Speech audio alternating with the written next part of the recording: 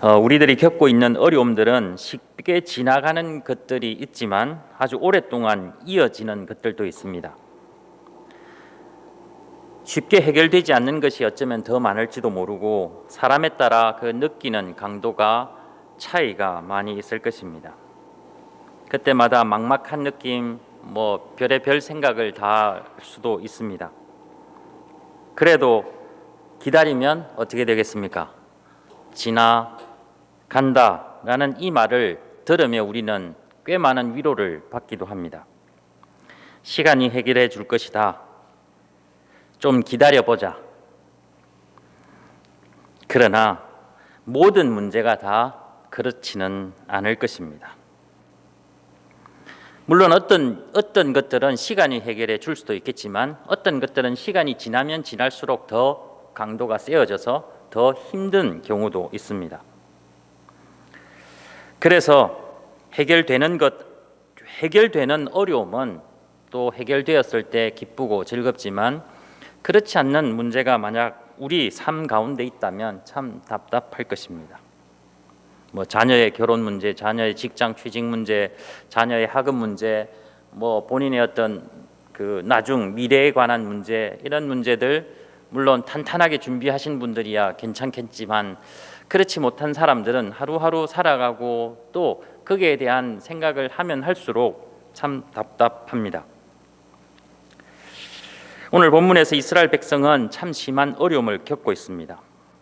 우리들에게도 만약 어려움이 있다면 지금 이 순간 우리들이 해야 할 게 무엇인지 한번 오늘 말씀을 통해서 생각해 보고자 합니다. 오늘 본문은 가뭄으로 인해 온 땅이 슬퍼하고 있는 이스라엘을 볼 수 있습니다. 이스라엘 땅에, 유다의 땅에 가뭄이 들었습니다. 아무리 귀한 사람이라고 하더라도, 아무리 돈이 많다고 하더라도 사환들은 물을 구해오지 못합니다. 돈 많은 사람들은 자기 종들을 이렇게 돈을 많이 해가지고 저 먼 곳에 가서 물을 구해오라라고 하지만 그 먼 곳까지, 그 사환이 갈 수 있는 곳까지 이미 다 가뭄이 있었기 때문입니다. 돈으로도 해결할 수도 없고 지위로도 해결할 수 없는 어려움입니다. 그러니 돈이 없고 지위도 없는 사람 같으면 어떻게 되겠습니까? 방법이 없습니다. 당연히 농부들은 더 할 것입니다. 본문에서도 그 농부들이 부끄럽고 그 머리를 가리는도다. 얼마나 괴로운 시간이겠습니까? 사람뿐만 아니라 들에 있는 짐승들도 그렇습니다. 5절과 6절 암사슴과 들나귀가 나오는데 암사슴은 새끼를 낳아도 풀이 없으므로 내버린다. 자기의 새끼를 버릴 정도면 얼마나 지금 괴로운 상태이겠습니까? 자기만 살려고 새끼를 버리는 것이 아니라 자기가 죽을 수밖에 없기 때문에 아마 그렇지 않는가 생각이 되는데 6절에 있는 들나귀들은 어떻습니까? 풀이 없으므로 눈이 흐려지는도다. 사실 이런 동물들은 사람에 비해 훨씬 더 물에 가뭄에 강할 것입니다. 사막이나 아니면 바위 위에 사는 이러한 들짐승 들나귀 같은 경우는 물이 없어도 그래도 사람보다 훨씬 더 오랜 시간을 버틸 수 있는 짐승임에도 불구하고 그 짐승들조차 헐떡이는 상황입니다. 이스라엘 땅에 임한 이 가뭄은 어쩌면 단기간에 이루어진 일들은 아닐 것입니다. 물론 그 지역의 땅이 물을 오랫동안 이렇게 가두는 것이 아닙니다. 조금만 가뭄이 오면 바로 표시가 날 수밖에 없습니다. 물을 저장하는 시설이 그 당시에 있었겠습니까? 있었다고 해도 충분하지는 않았을 겁니다. 아무튼 이 상황은 지금 잠깐 얼마 전부터 시작된 가뭄이 아닙니다. 작년까지 괜찮았다가 올 겨울에도 가뭄이 심해가지고 농사 짓는 분들은 근심이 많이 있는데 이럴 때 어떻게 해야 합니까? 가뭄과 같은 이러한 총체적인 난국, 나뿐만 아니라 모든 사람들이 다 경험할 수 있는 어려움 앞에서 우리들은 함께 할 수 있는 일이 뭐가 있겠습니까? 하나님을 믿는 사람들이기 때문에 우리는 함께 할 수 있는 것이 있습니다. 바로 기도입니다.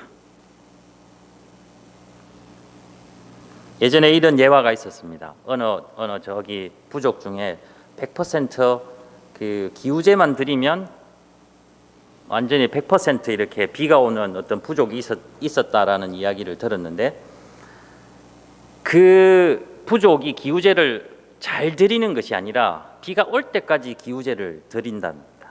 그러니까 기우제를 드리면 비가 온다는 겁니다. 이런 비유를 들어보셨을 텐데, 그래서 이 비유를 기도에 이렇게 비유해서 응답할 때까지 기도하면 된다는 겁니다. 100% 응답 받는 사람의 기도하는 자세의 특징은 될 때까지 기도한다. 뭐 그런 이야기를 저도 듣고 아마 여러분도 들었을 텐데, 그렇게 기도하면 되겠습니까? 사실 그러면 응답 받을 때까지 기도했다라는 것은 기도와 그리 큰 상관이 없는 것 같습니다. 믿음이라는 것이 기다림이라고 한다면, 그래서 기다리다 보면 시간이 지나갈 것이며 그 모든 것이 해결될 때, 우리의 기도가 응답받았구나, 이 어려움이 다 지나갔구나 라고 기뻐할 수도 있겠지만, 기다려도 오지 않는 사람이 있는 것처럼 기다려도 응답받지 못하는 기도가 분명히 있습니다. 가뭄이 들었습니다. 어떻게 해야 할까? 오늘 본문에서는 이스라엘 백성들은 역시 기도합니다. 오늘 제목처럼 기도의 내용을 보면 여러 가지가 있겠지만, 주는 주의 이름을 위하여 일하소서, 주님께서 일을 해달라라는 기도입니다. 이 기도는 우리들이 해야 할 기도입니다. 왜냐하면 우리의 마음과 믿음과 혹은 우리의 공동체에 가뭄이 너무 심하기 때문입니다. 어느 한 사람의 가뭄이 아니라 모든 사람이 겪고 있는 가뭄이기 때문입니다. 그로 인해 부르짖는 소리가 들리고 그 가뭄 때문에 견딜 수 없어 이탈하는 사람도 있기 때문에 가만히 있을 수 없이 가만히 있는 것이 아니라 우리는 기도해야 한다는 것입니다. 주의 이름을 위하여 주의 일을 하소서라고 한 기도에서 그러면 어떤 일을 해달라는 의미일까요? 이 기도에 숨어 있는 해결 방법이 뭐겠습니까? 이 기도에 숨어 있는 해결 방법은 가뭄을 해결하는 것, 비가 오는 것. 쉽게 우리는 이렇게 생각할 수 있습니다. 가뭄이 들었기 때문에 기도를 하면 당연히 비가 오게 하는 것, 가뭄을 해결하는 것이 기도의 응답이다라고 생각하며 기도하는 사람도 그것에 맞출 수 있습니다. 만약 우리가 돈이 없습니다. 먹을 것이 없습니다. 그러면 우리가 기도를 하면 그 기도의 응답은 뭐가 돼야 되죠? 먹을 것이 생기는 것입니다. 우리가 병이 들었습니다. 그래서 기도를 합니다. 그러면 그 기도의 응답은 뭐가 될까요? 기도하는 사람들은 당연히 병이 낫기를 원하고 그것이 기도의 응답이다라고 정해놓고 기도를 시작합니다.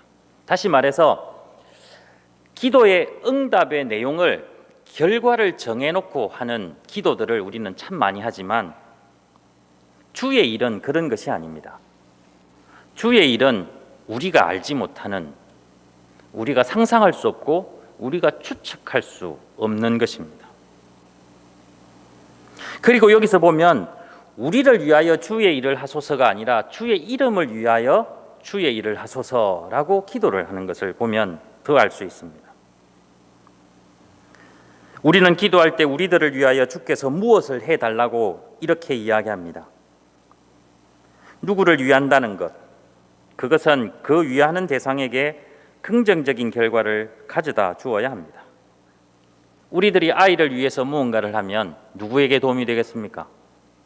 당연히 아이에게 도움이 됩니다. 되라고 합니다. 그죠? 공부하기 싫은 애 앉혀놓고 공부를 시키는 이유는 누구를 위해서 하는 거죠?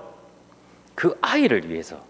그 아이가 공부해서 뭐 좋은 학교를 가서 좋은 직장을 다니고 뭐 좋은 사람 만나서 아무튼 그 아이가 잘 되기 위해서 그렇게 합니다. 그래서 누군가를 위한다라는 것은 그 대상이 잘 되는 것을 항상 생각을 합니다. 우리를 위하여 주의 일을 하소서 하면 누가 잘 돼야 되죠? 우리가 잘 되기를 원합니다. 하나님, 나를 위해서 이렇게 해주십시오. 나를 위해서 주께서 원하시는 일을 하십시오라는 것은 다 내가 잘 되기를 위해서 뭔가를 해 주십시오라는 기도입니다.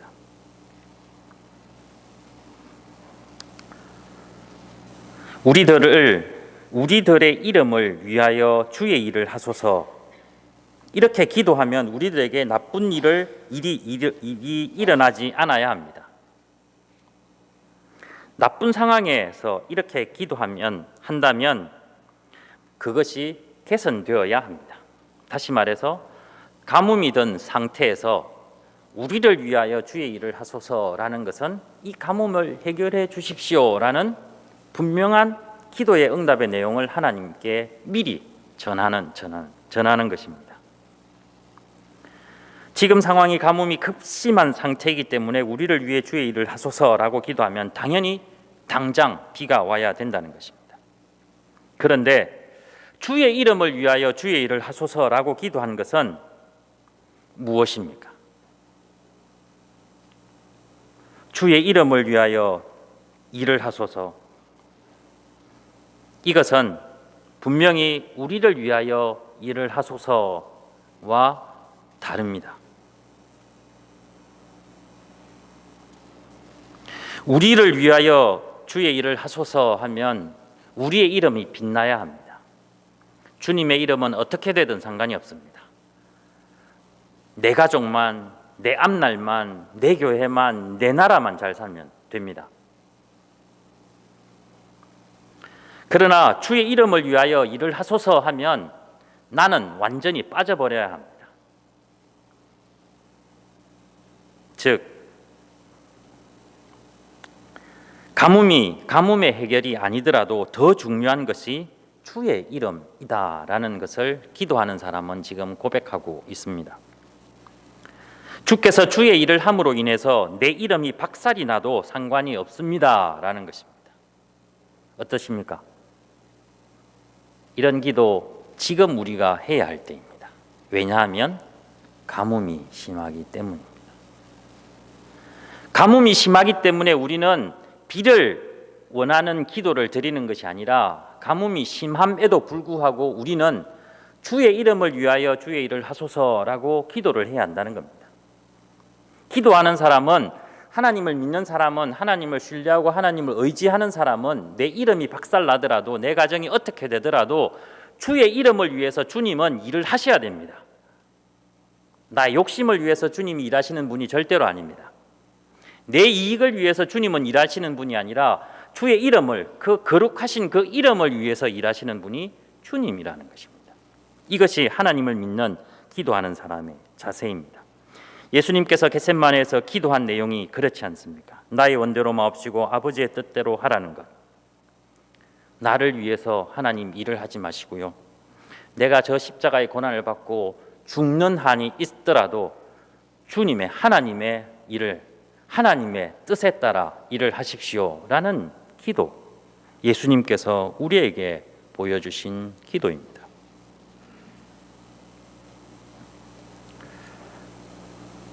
하나님을 여러분들을 위해 일하시는 분으로 만들지 마십시오.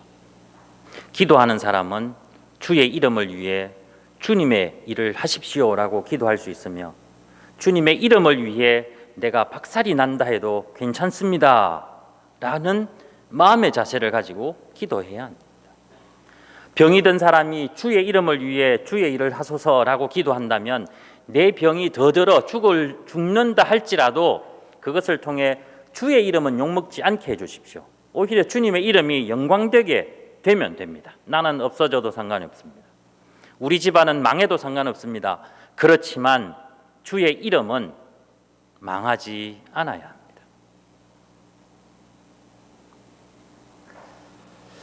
아마 이런 기도를 드릴 수 있었던 이유는 아마 자신의 잘못을 볼 수 있었기 때문입니다. 7절 처음에 여호와여 우리의 죄악이 우리에게 대하여 정언할지라도 주는 주의 이름을 위하여 일하소서. 예, 우리의 죄가 많습니다. 우리의 죄가 많지만 그래도 그렇게 해주십시오. 우리의 타락함이 많습니다. 우리가 주께 범죄하였습니다. 지금의 고통과 고난에 대한 책임이 자신들에게 있다고 고백하는 것입니다. 물론 예레미야 전체가 이스라엘 백성들의 범죄함으로 인하여 이스라엘이 멸망하는 과정 그리고 멸망한 이후의 이야기들을 담고 있기 때문에 당연히 지금 예레미야에서 나타난 여러 가지 좋지 않은 상황들은 이스라엘 백성들의 범죄와 상관이 있습니다. 물론 그것과 상관없는 일들이 우리들에게 일어날 수 있지만 오늘 본문을 통해서만 본다면 지금의 이 어려운 상황은 누구의 때문입니까? 하나님 때문일까요? 내 옆 사람 때문일까요? 아니면 나 때문일까요? 우리들의 어려움의 원인은 어디에 있습니까? 아이들이 잘못되면 아이들 때문입니까? 아침에 목사님 이렇게 말씀하셨지만 그죠? 우리 아이는 괜찮은데 친구가 친구 때문에 그랬다라는 이야기들, 나를 중심으로 해서는 절대로 부정적으로 평가하지 아니하고 나를 벗어난 이 외부 환경을 부정적으로 평가하는 경우들이 참 많이 있는데 그건 세상 사람들이 얼마든지 그렇게 하라고 하시고 하나님을 믿는 우리들은 아닙니다. 바로 우리 때문입니다. 나 때문입니다. 라고 고백할 수 있어야 합니다. 여러분의 가정에 문제가 있습니까? 여러분 때문입니다. 여러분의 직장에 문제가 있습니까? 여러분 자신 때문입니다. 여러분이 속한 어딘가에 무엇이 문제가 있습니까? 그 누구의 잘못이 아니라 바로 여러분 때문이라는 것을 고백할 수 있어야 합니다. 목회를 하다 보면 누구의 잘못이 아닙니다. 이렇게 위로를 할 때가 참 많이 있습니다. 어떤 분들이 우리 집사님, 권사님 혹은 누구 자매님, 형제님의 잘못이 아닙니다. 너무 슬퍼하지 마십시오. 괜찮습니다. 이렇게 위로하는 경우가 있는데요. 그럴 경우에는 딱 두 가지가 있습니다. 첫 번째는 잘못이 없는 사람이 죄책감에 사로잡혀 있는 경우가 있습니다. 그럴 때는 반드시 이렇게 위로를 해 주어야 합니다. 두 번째는 잘못한 사람임에도 불구하고 잘못했습니다. 죄가 있습니다. 그런데 그것을 고백하고 인정한 사람이 여전히 그 압박감에서 시달리고 그것으로부터 벗어나지 못하는 경우는 어떻게 해야 됩니까? 예, 맞습니다. 당신 잘못했군요. 예, 계속 뉘우치십시오가 아니라 누구의 잘못이 아닙니다. 라고 이야기를 해주는 경우가 있습니다. 다시 말해서 잘못이 없기 때문에 하는 것이 아니라 잘못이 있다 하더라도 고백하고 인정한 사람들에게는 그 죄책감이나 그 압박감에서부터 벗어날 수 있게 만들어 주어야 하기 때문입니다. 이스라엘 백성들의 이러한 회개, 우리의 타락함이 많습니다. 우리가 주께 범죄하였습니다. 이러한 고백을 통해 그들은 그것으로부터 벗어날 수 있었습니다.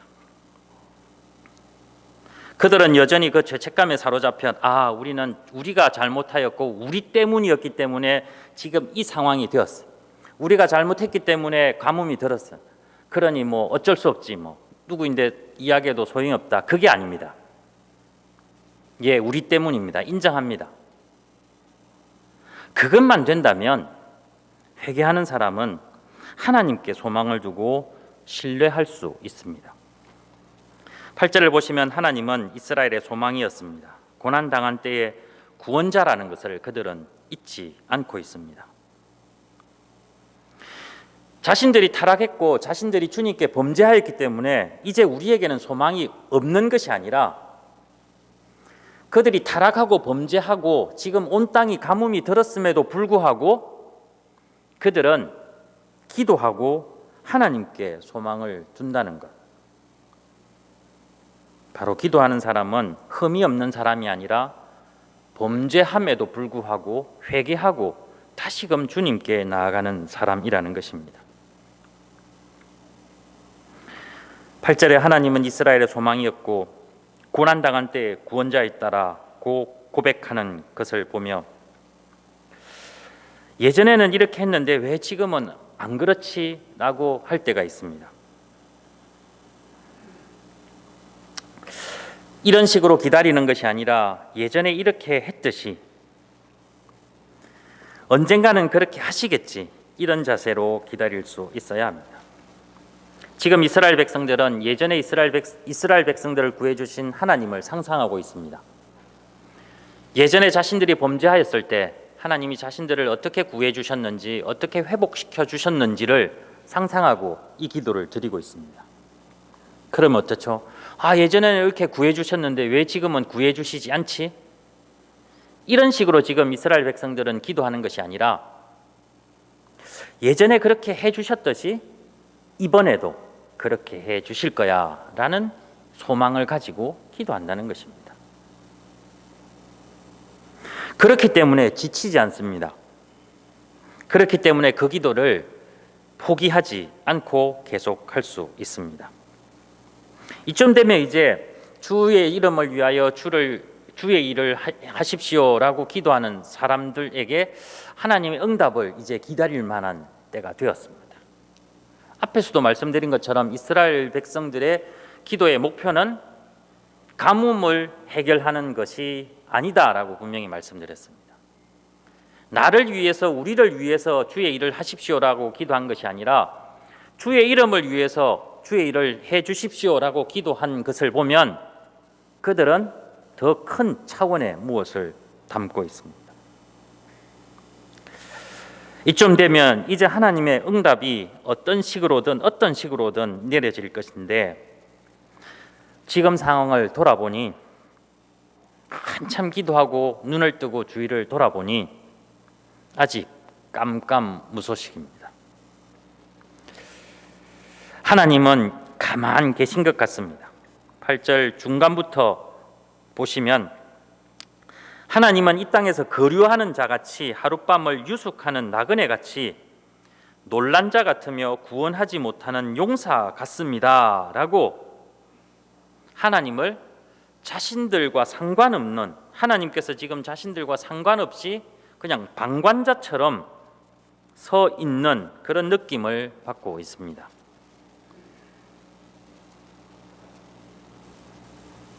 배고프다고 떼를 쓰면 부모님이 당연히 아이들에게 관심을 가지고 가까이 갑니다. 울음소리를 나는 곳으로 말입니다. 그런데 이스라엘 백성들의 이러한 부르짖음에도 불구하고 하나님은 지나가는 사람처럼, 나그네처럼, 그냥 오늘 왔다가 내일 가는 사람처럼 나는 당신과 상관이 없습니다, 어떤 그런 식으로 지금 이스라엘 백성들을 향해 반응하고 있습니다. 도대체 그런 분이 무슨 우리의 하나님입니까? 이렇게 원망도 하고 싶습니다. 도움이 되지 않는 분이라면 우리에게 더 이상 필요 없습니다. 이렇게 저주하면서 하나님을 떠나고 싶습니다. 나는 한다고 했는데 생전 가지 않았던 새벽 예배도 드려보고 교회에서 하는 것들 빠지지 않고 누구보다도 열심히 했는데 아무런 변화가 없습니다. 하나님이 반응을 하지 않는 거예요. 이해가 되지 않습니까? 이런 경험들 한두 번 하셨을 텐데 혹시 지금 그런 생각을 하고 있고 그런 경험을 하고 있다면 조금만 참으십시오. 사실 이런 생각을 하는 것은 여전히 우리는 우리를 위하여 주의 일을 하는 줄, 주께서 일을 하는 줄 알고 있기 때문입니다.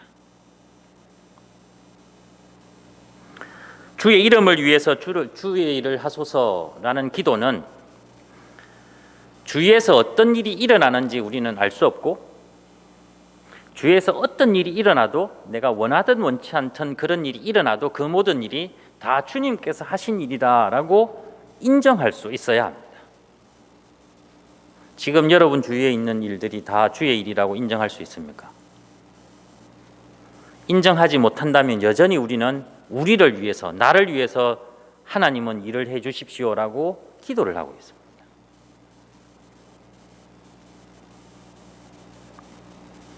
절대로 하나님은 우리의 생각대로 움직이는 분이 아닙니다. 절대로 하나님은 우리가 기대하는 대로 움직이는 분이 아니십니다. 그런 하나님이 있다면 여러분이 직접 만든 우상과 같은 하나님일 뿐, 우리를 창조하신 하나님은 그런 분이 절대로 아니십니다. 하나님을 함부로 대우하지 마십시오. 하나님께 함부로 기도하지 마십시오. 하나님은 우리를 위하여 일만 하시는 종과 같은 분이 절대로 아닙니다. 이스라엘 백성들은 그것을 느낍니다. 예, 하나님은 우리가 그렇게 부르짖음에도 불구하고 남처럼 저렇게 서 있는 것 같습니다. 어떻게 다가와서 반응을 해 주셔야 되는데 반응하지 않고 있습니다. 9절 중간을 보십시오. 여호와여, 주는 그래도 우리 가운데 계시고,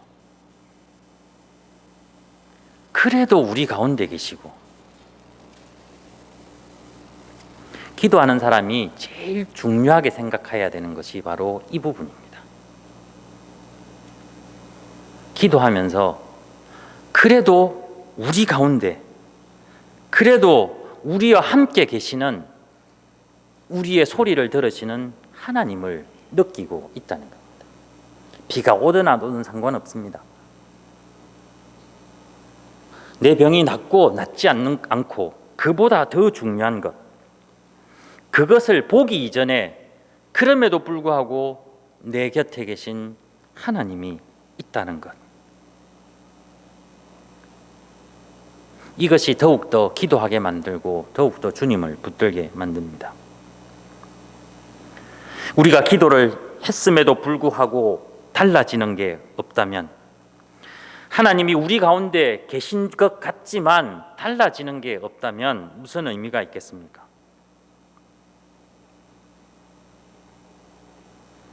달라지는 게 없다 하더라도 하나님이 우리 가운데 있는 것만으로도 충분한 의미가 있습니다. 기도는 그것을 통하여 우리들의 생각과 같이 변화를 기대하는 것이 아니라, 기도한다고 다 달라지는 것을 기대하는 것이 아닙니다. 변화를 기대한다면 그것은 여전히 우리는 우리를 위하여 주의 일을 하십시오라고 기도를 하는 것입니다. 주의 이름을 위하여 주의 일을 하소서라는 기도를 드리는 것은 변화가 없을지라도 여전히 우리 곁에 하나님이 계시다는 것을 느끼며 실망하지 않는 것입니다. 가뭄이 들어 힘들고 어려운 이때에 우리들의 삶이 마르고 갈라지고 있는 이 상황에 비가 와가지고 그 마른 부분을 촉촉하게 채워주면 참 좋겠지만, 그러나 그 순간 우리 가운데 계신 하나님을 본다면 충분히 참을 수 있습니다. 엘리야 시대 때 한때 가뭄이 든 적이 있습니다. 엘리야가 우상을 섬기는 선지자들과 대결한 후 하나님이 비를 내려주셨습니다. 아합이 회개했기 때문에 비가 내리지 않았습니다. 이스라엘 백성들이 회개했기 때문에 비를 다시 준 것이 절대로 아닙니다. 하나님은 하나님의 이름을 위하여 비를 내리신 것입니다. 여러분의 삶이 하나님의 이름을 위해 하나님께서 일을 하는 환경이 주어지기를 간절히 소망합니다. 여러분 곁에 계신 하나님을 보십시오. 그 하나님을 찬양하며 기뻐하는 여러분 되시기 바랍니다. 돈을 좀 더 벌어 기뻐하는 것이 아니라 돈을 잃어버렸음에도 불구하고 내 옆에 계신 하나님이 있다는 것, 그것이 여러분들의 기쁨이 되기를 바랍니다. 내가 원하는 대로 무엇이 되었기 때문에 기뻐하기보다는 내가 원하는 모든 것을 다 잃어버렸음에도 불구하고 여전히 내 곁에 계신, 그때에도 그래도 우리 가운데 계신 하나님을 느끼며 기뻐하고 찬양하는 여러분 되시기를 바랍니다. 저는 개인적으로 여러분들의 삶이 가뭄에서 계속 살아도 된다, 그런 것은 절대로 아닙니다. 그런 것이 하나님이 내 곁에 있다라는 그 사실을 잊어버리게 하기 때문에 우리는 항상 주의 이름을 위하여 주의 일을 하소서라고 기도하면 우리 주위에 일어나는 어려운 상황들, 이런 것이 우리의 눈에 들어오는 것이 아니라 그 너머 우리와 함께 계시는 하나님이 오히려 우리의 눈에 들어오지 않을까 생각이 됩니다. 하나님은 여러분들을 창조하신 분입니다. 하나님은 여러분들을 이 땅에 보내신 분이며 하나님은 여러분들을 택하신 분입니다. 하나님은 자신이 택한 사람들을 결코 포기하지 않으십니다. 하나님은 자신의 이름을 위하여 고생하고 힘들어하는 사람들을 그냥 지켜볼 뿐만 아니라, 보는 것에서 그치는 것이 아니라 함께 하셔서 손을 잡아주시며 일으켜 주시는 분입니다. 항상 주의 이름이 여러분들의 삶의 가장 앞자리에 있기를 간절히 소망하며 기도하겠습니다. 하나님 아버지,